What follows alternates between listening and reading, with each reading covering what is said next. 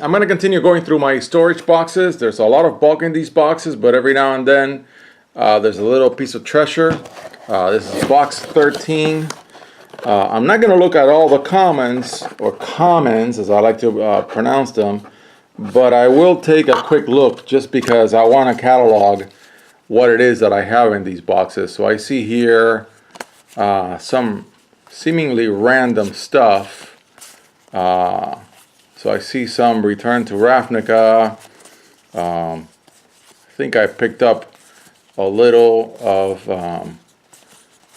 Scars of Mirrodin blocks. So I see a lot of Return to Ravnica that I think at some point I need to sort, especially as I get down to trying to use some of these cards in future builds. I'd like to build a whole bunch more commander decks. I'm really having fun doing that. So there you go with that. And I think if I go further in the pile, that these indeed are, oh, I'm sorry. There we go, my little tripod thingy almost collapsed on me. Sorry about that. Let me get myself centered again. There we go. Sorry about that. So looks like I have some comments from the Scars of Mirrodin block in here, and I'll keep that in mind for future reference. There'll be some post sorting that I'll do at some point when I get around to it and I have time, because as I start building, I'm going to continue to add new blocks into my little experiment that has begun with Dominaria. Oh, look at that. And has expanded to Return to Ravnica. Eventually, I'll start adding other blocks, but I want to do it block by block just because that allows me to have a little bit more control. Actually, let's take all these out and very briefly look through them. I know I did not do this with the boxes for the Return to Ravnica guilds, or guilds, but I think I should do it with this box. Okay, so I already showed some of these. There's a little bit of Return to Ravnica, mostly Scars of Mirrodin. Let's see what else we got down here. Okay, so I see some core set cards, brassiere or core set.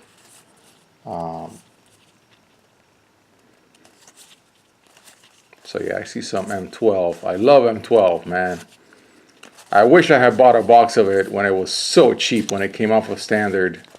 They were like 75 bucks. And, you know, regrets. Okay, so there's a lot of M12 in here. Look at that. That's so cool. I love these comments. People are always in Magic. I understand because it's a trading card game and you want to trade good stuff that you pull from packs. I get it. But there's way too much of this emphasis on value. You know, how much am I getting out of this box instead of, hey, I love these cards. They're kind of worthless, but I'm having fun with them. That's more my attitude about these cards. So lowly commons are my friends, and I love to put them in decks and play them. Even stuff that's really limited chaff that self-respecting players, which I'm not one of them. Here's some Origin stuff. Origins was a pretty cool core set, so I may even go for cracking a few of those packs. Okay, so this, and then there's a little bit of Battle for Zendikar, just random Battle for Zendikar. Sorry if I go off the viewer. One of these days I'm going to film myself making these videos, and you'll see how easy it is to either go off the viewer when I'm looking at the card, or stay on the viewer and say something completely wrong, like it's a 1 CMC card when I'm looking at the 3 CMC card. So when I look at the viewer, I'm really not seeing the card in detail. I'm seeing it really, really tiny. It's just the vagaries of how you film with a camcorder. I cracked a ton of Battle for Zendikar, so I think I cracked something like almost 2 boxes, which I consider a ton since it's an expensive hobby, as some of you know. Those of you who are peasants like me know what I'm talking about. So yeah, more glorious core set cards, some Avacyn restored, things from toolkits. I mean, whenever you see that symbol, you know that that came from a toolkit, because there was no M16 as an example. So yeah, we got core set stuff and origin stuff. Good cards. They're all fun. They all deserve a home in some casual deck, and I'm the guy who's going to do that for them. So I'm just looking through the storage, I'll be able to look back at these again, review the videos, and it saves me from spending way more time cataloging them. I just don't have that kind of time, I'm sorry to say. It's a lot easier for me to just do what I'm doing right now. Okay, so let's see what sort of treasure we can find. Now, this is where I expect to find at least one card that our value friends would be happy about. I don't really care. You know, to me, a fetch land and this card, to me, are the same, frankly, because I'll play them just the same. They both deserve a space somewhere in one of my janky decks. Yeah, these are the cards that were in the toolkits for Khans of Tarkir era. And they're great. When you play them casually, you can always tell your friend, hey, let's call these enters the battlefield untap duels. And everybody's happy. I mean, that's such a great move to make as a casual player. Okay, so that's a pretty cool set of these cards, 2 of each. So I think that's what would have come in a single toolkit. So if you buy 2 toolkits, you get a complete playset of dual lands that enter tapped, and you can call them enter on tap, and everybody's happy. I think I should go from the top. Let me see, let me put these like this and like this and start from the top. I'm already learning a few little tricks as I make these videos. A few little tricks.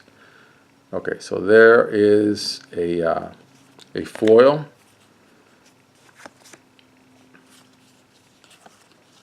So some white, so I arrange these by color, of course.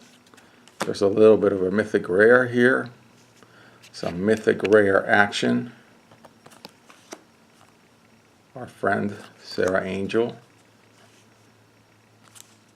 Again, I'll try to read these carefully and not say something silly or stupid about them when I'm looking through the viewer and I cannot read the card well. The font is like super mega tiny. Played this card, I really liked it. Really liked it in standard. I totally misunderstood or assessed wrongly the power level of Khans of Tarkir. To this day, I kick myself for only looking at the fetch lands and going, oh, fetch lands, fetch lands. And of course, broken treasure cruise. But that was easily the biggest mistake that I've made as a Magic player, is to underestimate the power of Khans of Tarkir. I ended up getting a box, but I ended up getting a box when it was 120 and it was out of standard. Great card. Played it a lot online. Another fantastic card. I also played it a lot online. A lot. Beautiful. I really like this artwork for pacifism. Of course, there are multiple artworks for pacifism. It's a really old card. It's been reprinted a gazillion times. Really like this card as well. I love the artwork and I love the effect. It's a 4/1. It's brittle. It's a little bit of a glass cannon, but it's a beautiful glass cannon.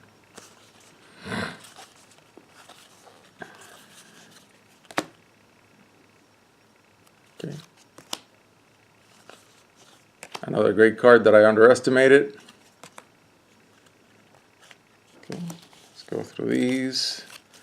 I would be happy if I found a fetch line in here. Every time I look through a selection from the Cans of Tarkir blog, I'm always thinking, oh, could I have stuck one in here, because these cards are from the toolkit. Because I just randomly stored cards at one point or another as I moved on and focused on whatever was in standard at the time. Nice foil. I just moved on. Okay. Yeah, these are toolkit cards, which I opened a gazillion of toolkits. I just love the toolkit.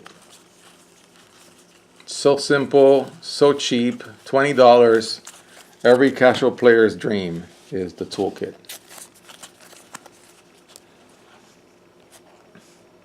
Nice card. Wonder what it's doing here. Maybe it's something that I pulled out of a toolkit. I bet that's what happened. This is one of the Theros toolkits.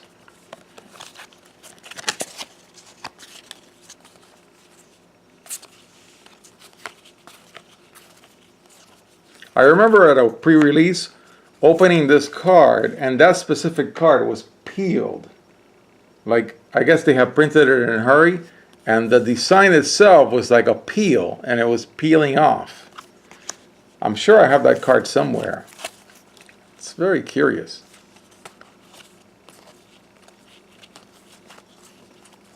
Yeah, this is a lot of... there's a card that I know is coming back in M19 because it has been leaked.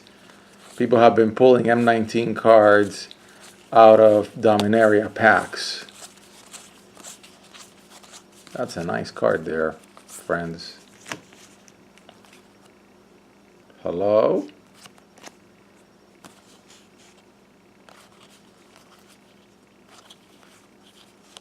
That's a really nice card. Very useful. Has a place in pretty much any green deck. I think once I get to building more commander decks, I'll probably have a stack of these somewhere, and I'll just pull one every time I use green. The same with plummets and naturalized. Plummet and naturalized belong in pretty much every green deck I've ever built where they were legal.